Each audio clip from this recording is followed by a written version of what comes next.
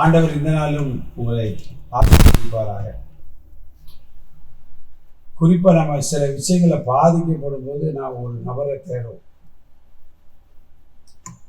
ஒரு பிரச்சனை வந்துட்டு அல்லது ஒரு என்ன சொல்றது சிக்கல் வருகிறது அல்லது ஒரு காரியத்தோட முடிவு தெரியணும், நீயா நானா யார் பக்கம் நியாயம் அப்படின்னு வச்சா நம்ம இருந்து யாரை தேடும் அப்படின்னா ஒரு சரியான மத்தியஸ்தை நமக்கு வேணும்.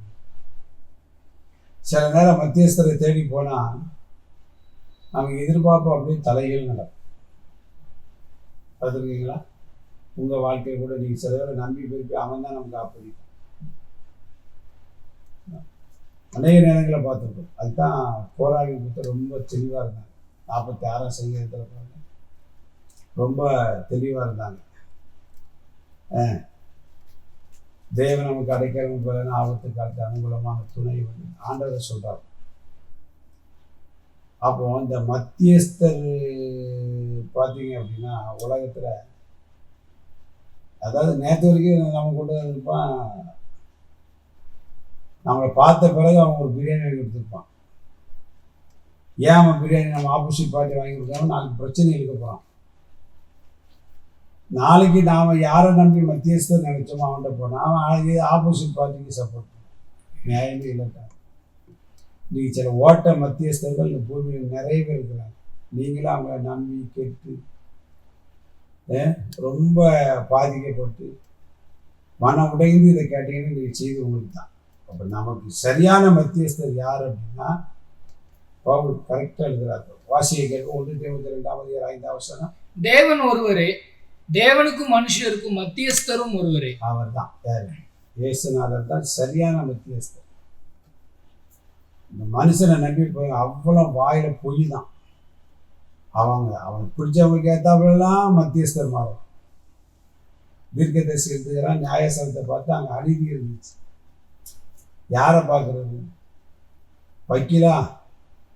2 பேர், நமக்கு ஒரு வக்கீல் இருக்காங்க, அடுத்தவனுக்கு ஒரு ஆப்போசிட் பார்ட்டிக்கு ஒரு வக்கீல் இருக்கான். அவன் 2 பேருமே நல்லா உட்காந்து சாப்பிடுவான். அப்புறம் எப்படி நியாயம் கிடைக்கும்?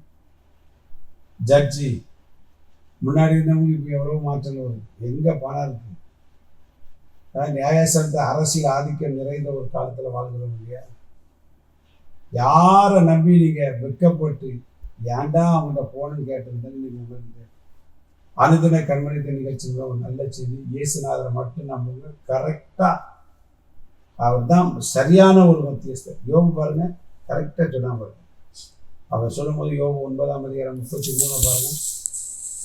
யோபு 9:33 எங்கள் இருவர் மேலும் தன் கையை வைக்கத்தக்க மத்தியஸ்தன் எங்களுக்குள் இல்லையே.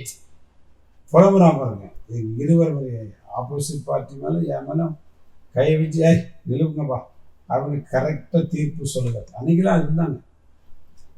இன்னைக்கு அவ்வளோ எப்படி இருக்கு? ஜாதிக்காரன், சொந்தக்காரன், அண்ணன், தம்பி, அவனுக்கு வேண்டியாள், அவனுக்கு மட்டும்தான் அவனுக்கு ஏத்தாப்புல பேசுவாங்க. அதனால ஆண்டவர் நம்மளை ஒரு நாள் கேட்பாரு, அந்த பயம் கூட இல்லை. அதனால அதெல்லாம் விட்டுருங்க. ஆண்டவர்கிட்ட போய் மறுநாள் பண்ணி ஒரு நியாயத்தை சொல்லுங்க. இசைக்கா பற்றியில் நேராக டேரக்டாக போனால் சொன்னால் ஒரே தூதன் அனுப்பினார். 1,85,000 போட்டு தள்ளிட்டு போயிட்டே இருந்தார். ஏன்னா அவன்கிட்ட சனகிரிட்டு ரப்சாகிட்டு போய் நியாயம் பேச முடியும். சாலமோன் காலத்தில் நியாயத்தை பாருங்க, கரெக்டாக தேவ ஞானம் சாலமோனுக்கு கொடுத்துருக்கு. அப்படின்னாலே பிள்ளையுடைய தாய் யார் என்பதை கண்டுபிடிச்சிட்டாங்க பார்த்தீங்களா? அதனால் ஒரு நியாயம் கிடைக்கணுமா? நல்ல மத்தியஸ்தரை இயேசு உங்களுக்கு சொல்லுகிறேன். நீங்கள் உள்ளத்தில் பாரப்படாது, அவர்கிட்ட போய் சொல்லுங்கள். நல்ல தீர்ப்பும் தருவார், சமாதானத்தை தரும். God bless you. நாளை காலை ஞாயிறு ஆராதனையில் கலந்து கொள்ளுங்கள். நாளை மறுதினம் அனுதின கடவுளை சந்திக்கிறது தேவ கிருபை நமக்காக நடத்துவதாக. ஆமாம்.